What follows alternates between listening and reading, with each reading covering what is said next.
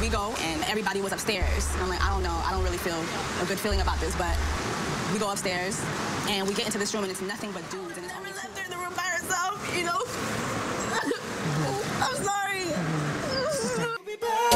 In the morning when the sun starts to rise, so mama don't stress your mind. So mama don't stress. Alright y'all, so today's review is Love and Hip Hop Miami Season 2, Episode 7. This is my second time recording this, and I'm so uber frustrated right now. Like, you don't even understand. I thought I was recording, y'all. I'm sitting here going through the whole review and everything, thought I knew what I was talking about. And then I get up and I'm about to end the video, and I'm like, yo, what the footage? But where the footage go? But you was recording, you thought you was cool. Where the footage at? Y'all, ain't no footage. Ain't no footage. It's gone. So I'm so frustrated right now. So let me go ahead and just get through this damn review so I can go to sleep. Alright, so Joy is really trying to get divorced from Trick. It's hashtag free Joy all day in the episode. And for some reason, your boy Trick Daddy just don't want to let her be great. I think it's something to do with the fact that he don't want to be alone, and this marriage is still tied to him, so he has something there, but he needs to just let it go. Let it go. Let it go. The girl is tired of being in this marriage. She wants to move on with her life. She can't do that if she's still married to you, because no real man is going to accept her being married to another man while she's with them. You know, not a real man. You know, somebody that's trying to wife that up. He can't do that if she's still married to you, okay? So she decides to do this whole car wash, which is supposed to raise her some money so she can pay for this divorce, which is, I think it was like $50,000, but she can't afford it by herself, which is why she wants Trick Daddy to pay half, but Trick Daddy just ain't trying to do that. But it's okay, because Trina slides through and she provides, she gives her a check. Now, I don't know how much the check is, but she did say, you know, take this to your lawyer and tell them to go ahead and start the process. So I'm assuming it's enough for her to pay for the divorce, which will be something that, you know, Joy really wants to do. But this is, you know, for Trina to come in at the time she did, it was perfect, because Joy really needs to be away from him, not only personally so she can move on with her life and close that chapter, but financially. She can't move on to get her other store or to build her store or whatever she wants to do if she's still tied to him financially, meaning his debts is her debts. And so when she's trying to get credit or whatever, they're going to look into his business as well hers, and they're going to judge her based off of a couple as opposed to them being separated, because I don't give a damn whether you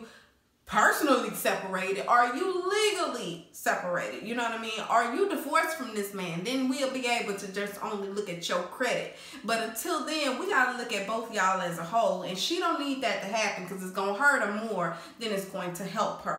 Trina meets with Jessie Woo later on, and well, she met with Jessie Woo because Jessie Woo is trying to figure out, is this really how the system, how the industry is? Like, do the men take advantage of women like this? You know, she tells her about the time she went to the studio with Big D, Big G, I can't remember that man's name. But anyway, she went to the studio with him, and y'all remember she sung the song, sung a little heart out, was happy with her results, tried to take it home, but then they told her, no ma'am, you can't do that. You know, it's a whole legal process behind this. Now, if you want to, you can pay for it. But as far as me just giving it to you, allowing you to take it home, we can't do that. And even though she just wanted to listen in her iPod, they just was not having it. And a lot of that have to do with the fact they were burned in the past. I've told y'all before, Kiki and Akoni that normally do credit for the hair, she can't do the credit for the hair no more because she done been burnt before.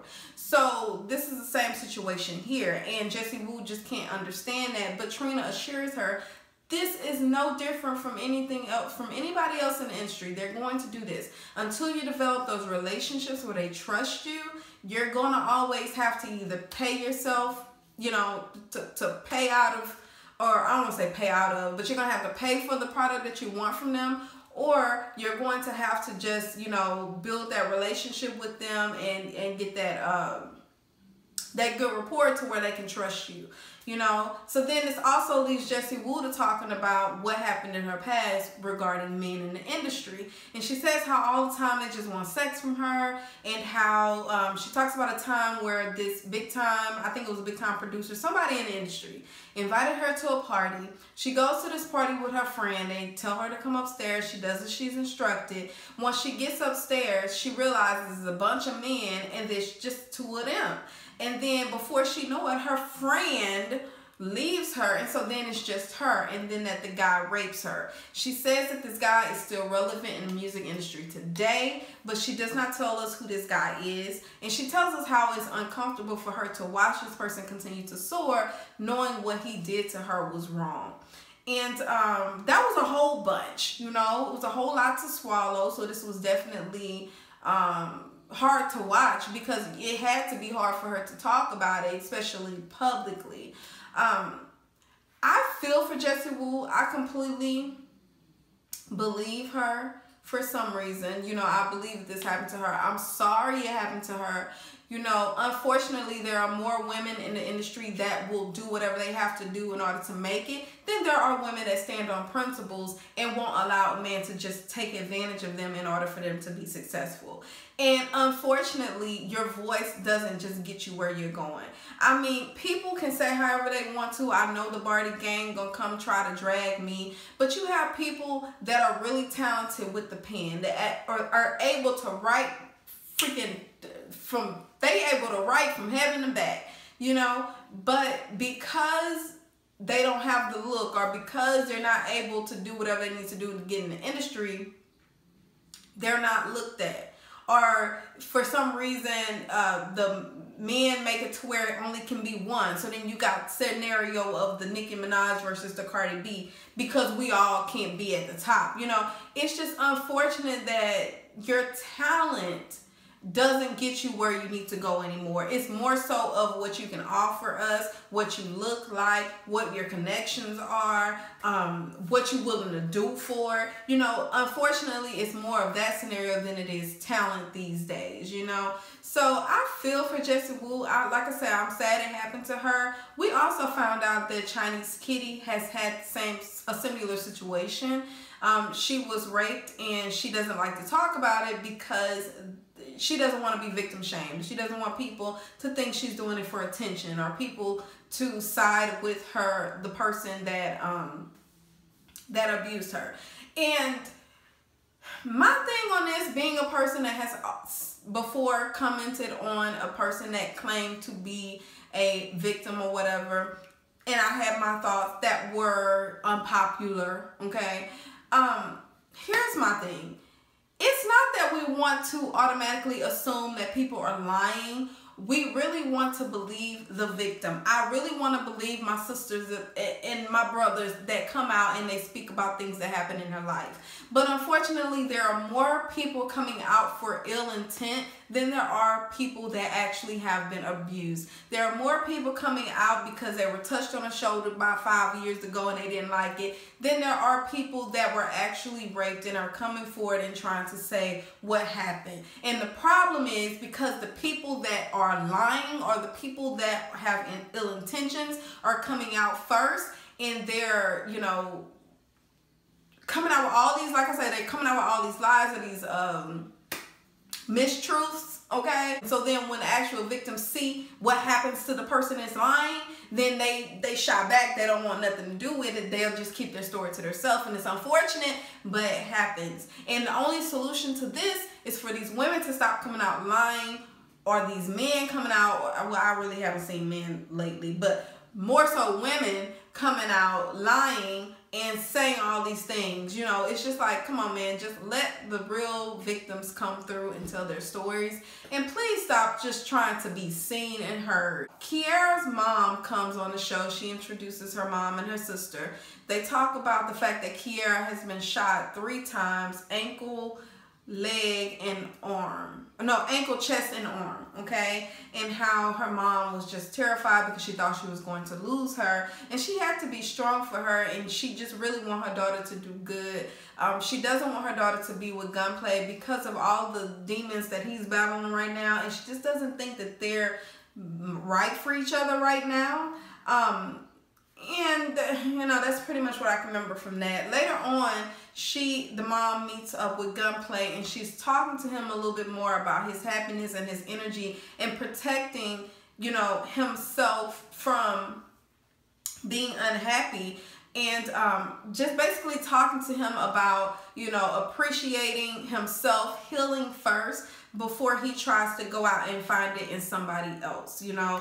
And I completely identify with her when she said that, because y'all, it is so true. You have to protect your energy, and you have to be happy intentionally and unapologetically. So there's this one lady, y'all, and she works at my job. She's always complaining about something. Granted, she doesn't really have much that she needs to complain about. You know, from what she tells me, you should be living your best life. But, you know, she's always complaining about something, whether it be the computer, it be somebody at her house. She doesn't want to be with her husband. It's just always a complaint. And I find myself shutting down to where I don't really want to talk to her, or I'll just put my earphones in. I'll just try to act like I don't hear, you know, little stuff like that. I hope she don't find this video. Girl, I'm sorry. It's all love, but I got to protect my energy. But for real. But she's always complaining, and I'm like, yo, I can't just continue to let this lady, because I realize that when she's and all that, you know, it makes me start feeling like maybe I need to be upset about something. Like, what's going on with me? And it's so true. You have to protect your energy, because if you don't, you know, people, the way they feel about life, the way that their day is going, it will start rubbing off on you, and before you know it, you got a fucked up day just like they do. You know, and then I can also identify with Gunplay when he was like, look, you mean tell me I gotta be protecting my energy all day? Like, I have to be happy all day. I have to make myself happy all day. Like, that's another full-time job. And she's like, see, this is why, this is Keyara, this is why he's just not ready for this. It has nothing to do with that. He is really telling the truth. It is a full-time job trying to protect your energy, but it is necessary. You know, there's this quote I have at work that I look at all the time. You can't change the people around you, but you can change the people around you. And I can't remember where I got that from, but that basically means I can't change the way that your soul is, the way your spirit is, the way that you react to things that happen in your life. I can't change that, but what I can do is change the people around me. So I can eliminate myself from that situation. I can move on. I can put my earbuds in. I can walk off, go get some water. I can just protect myself, because at the end of the day, it's all about you. You have to be selfish when it comes to your spirit and your soul and just, you know, your energy. You know, it's necessary, okay? So I can definitely identify with that part of the episode. All right, guys, so go ahead and get into the comments. Let me know what you thought about this episode. Don't forget to like, share, and subscribe with the bell so you're notified every time that I release. Like I said, y'all, this is the second time that I have had to record this, so please forgive me if I look uber tired and I just seem like I'm a little frustrated, but it's because I am, okay? And I don't do well with concealing it. All right? Until next time, guys. Bye. Yeah, low key and maybe high key. I been peeped that you like.